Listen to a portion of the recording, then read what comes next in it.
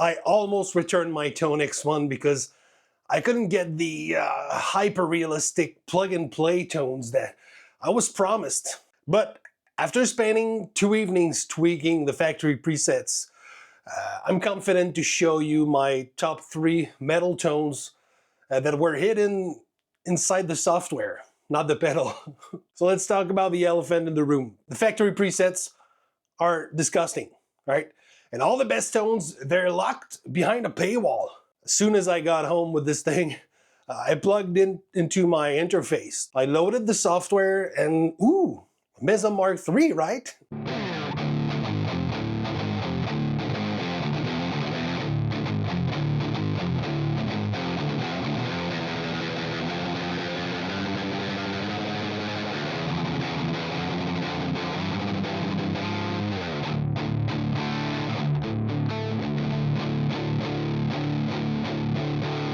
What the hell, man? Is this the best IK Multimedia, the company that brought us Amplitude in the early 2000s, can do? I kept looking and I found the PRS Archon and I got really excited about it.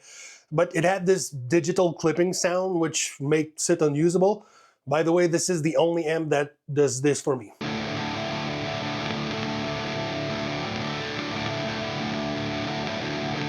Then I found like a diesel. It was kind of usable, at least it chugged, which, as you know, is the easiest part to mess up in a digital amp.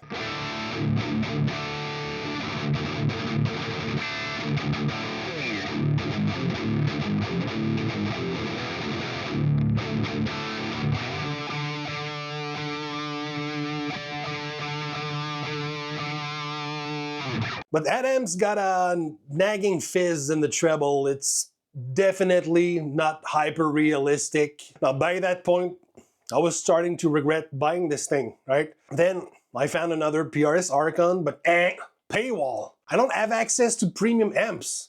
I have the limited Tonex SE software that comes with not premium amps. I will say though that you can see on their website that the Tonex one, it comes with the Tonex SE, while the big brother, the Tonex, it comes with Tonex Max. So I was expecting Tonex SE software to have less feature or amp models, but I didn't think it would sound like 20 years old amp sims.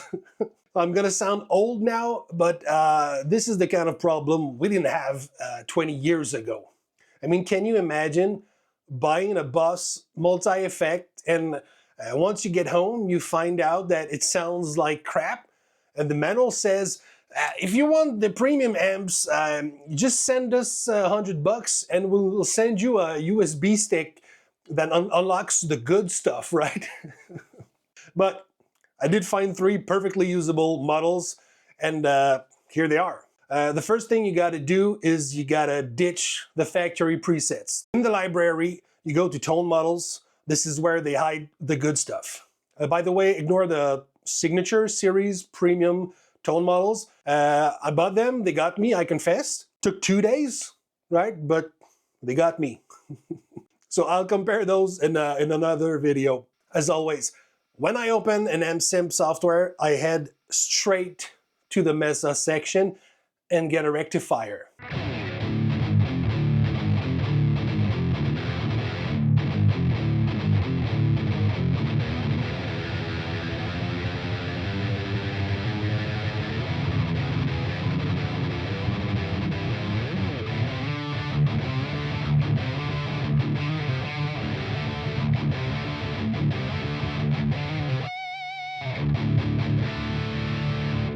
Now this Recti-Hard is a chunky dual rectifier.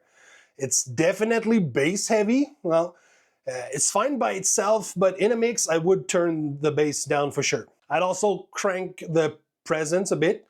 It really feels like it was made to be played by itself, which is fine. Feels nice under the finger, and the chugs are very satisfying. They're full, they're fat, and this is something non-metalhead reviewers they don't get when they check out our stuff, right? The palm mutes have to purr, right? And this amp does it. So when I found this amp, the Tonex one was starting to redeem itself, right? Now, chunky is cool, but sometimes you need something tight, saturated, and slightly evil. Well, still in the tone models, under the metal heads, we'll find a PV5150. It's boosted with a tube screamer.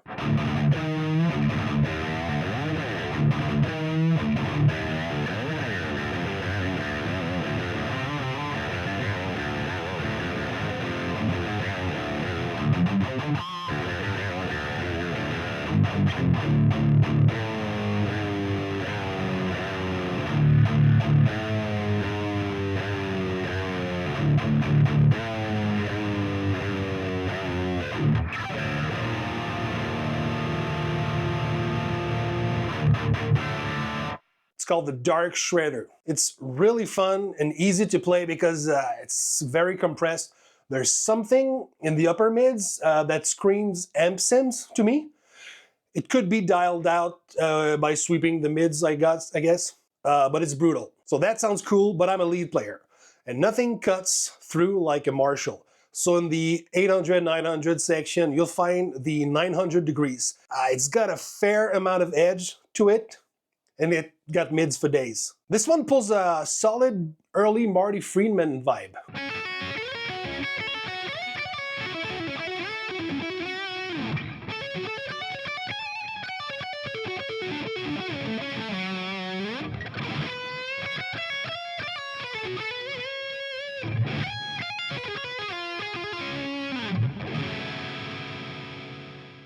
You could tame the highs a bit, I guess, to get a more rust in peace tone, but I like how runchy it is right now. It feels nice under the finger, but it makes you work a little harder than the PV because I guess it's a little less compressed and saturated. These three tones are perfectly usable and they feel good under the finger.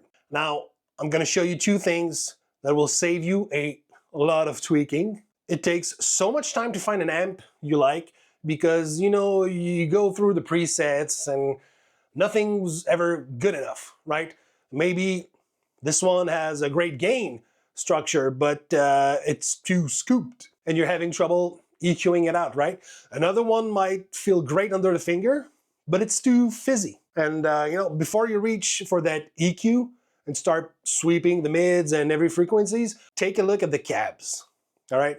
This is the biggest move you can make for your tone because each cab changes the EQ a lot, but also the grain of the distortion. If we go back to our rectifier preset, changing the Mesa cab for like a Marshall changes the vibe completely. Now we're in 80s air metal territories, but we still got that raspy gain from the rectifier, right? Sounds like a really hairy Marshall. And it's really cool.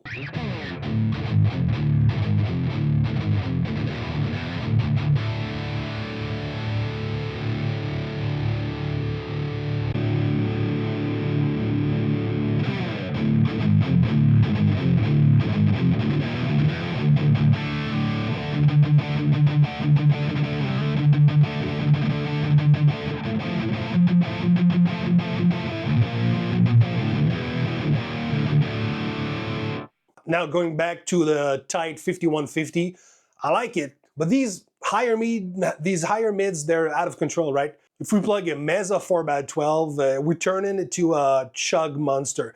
Now it's almost as chunky as the rectifier, but tighter.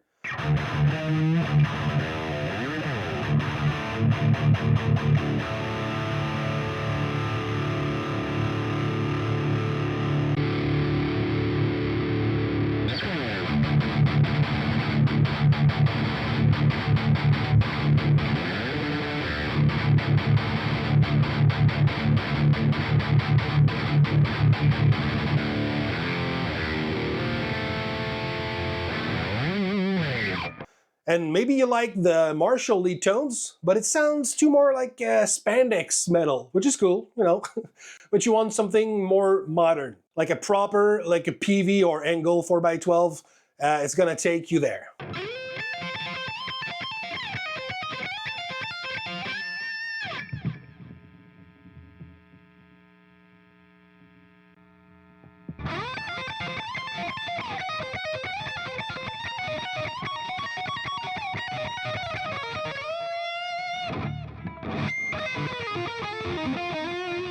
Another thing that has a huge impact is the input trim.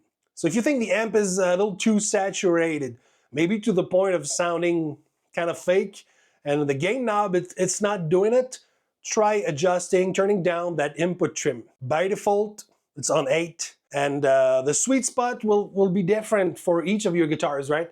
So take 30 seconds, sweep the volume pot to get the best tone possible. Now, as I mentioned earlier, my next video will compare the factory tone models of Tonex SE with the premium signature models that I bought for $100 US. But here's my 2 cents on this, right? When you pay $200 for a pedal, you shouldn't have to pay again to upgrade your sound, right? I mean, guys, you're not selling a software, you're selling a physical unit, right? A device. So it makes no sense that it doesn't come loaded with the best quality of tone that you have. You can have less model in the SE model for sure, but not lesser quality, all right? Had I known that I would end up buying another series of amp models for $100, I would have bought the big brother, the Tonex, with more features, more output, and comes with Tonex Max, so the full software. By the way, if IK Multimedia ever watched this, I have a suggestion for you, right? This is gonna build a lot more trust and respect from your customers who, like me, doesn't like what you did there. Tonex SE, I'm all up for it, but update it with a small selection of premium sounding model, right? Something like a Blackface, a Triple Rec, and a Marshall. You know, give us 3 premium amps with clean drive and high gain tones. That's all you need. And you can still sell exotic, boutique, and signature amp, right?